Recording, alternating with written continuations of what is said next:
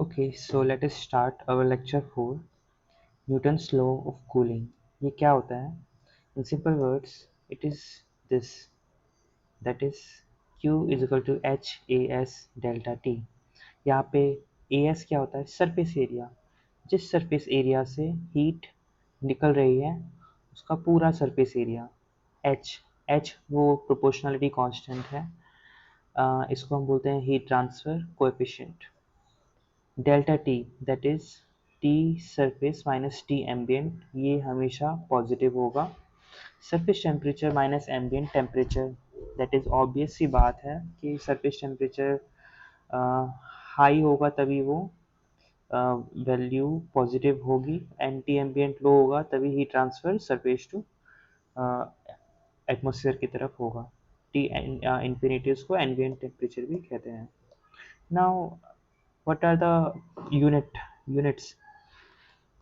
अगर हम यूनिट्स की बात करें तो so Q is equal to H A S delta T. Q is in what.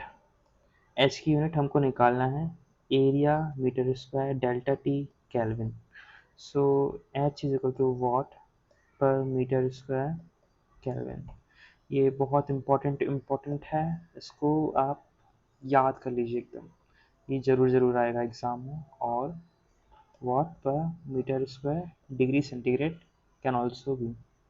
Now कई बार क्वेश्चन आता है कि एच फोर्स्ड मतलब कन्वेक्शन दो टाइप का होता है, तो एच भी दो टाइप का हुआ, एच फोर्स्ड या एच फ्री. फ्री या फिर नेचुरल कह लो, इन दोनों में से कौन बड़ा होगा या इक्वल होंगे या छोटा होगा, क्या होगा? Now let us take an example in simple words. ये क्या होता है? जो हीट ट्रांसफर कोएफिशिएंट है, क्या वो सिचुएशन पे डिपेंड करता है, क्या वो प्रॉपर्टी है, क्या है, तो थोड़ा इसके बारे में हम देखते हैं. ये बहुत इंपॉर्टेंट है, कंसेप्ट है, देखते हैं. So let me draw again the food. Forced का एग्जांपल है, फूड है यहाँ पे. टी सरफेस है 80 degree centigrade and T ambient है 20 डिग्री सेंटीग्रेड. यहाँ पे एक फैन लगा हुआ है जो कि हवा दे रहा है लगातार.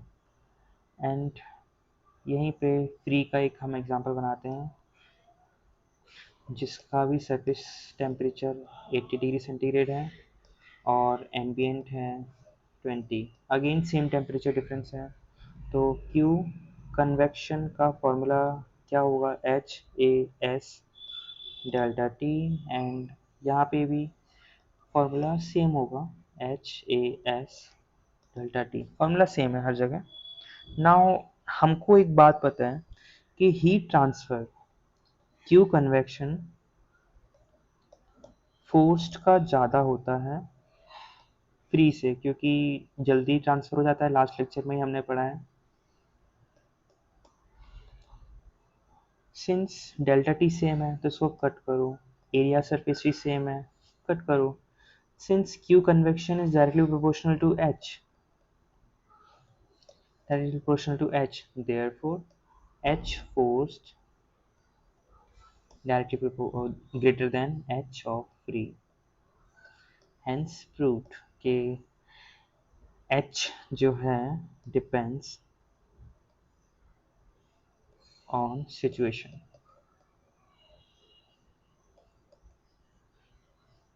Therefore, it is not a property of material or temperature, etc. Hence, the lecture is concluded. In the next lecture, that is lecture 5, we will see radiation और उसमें कौन सा लॉ लगता है और क्या बेसिक प्रॉपर्टीज होती हैं. Thank you.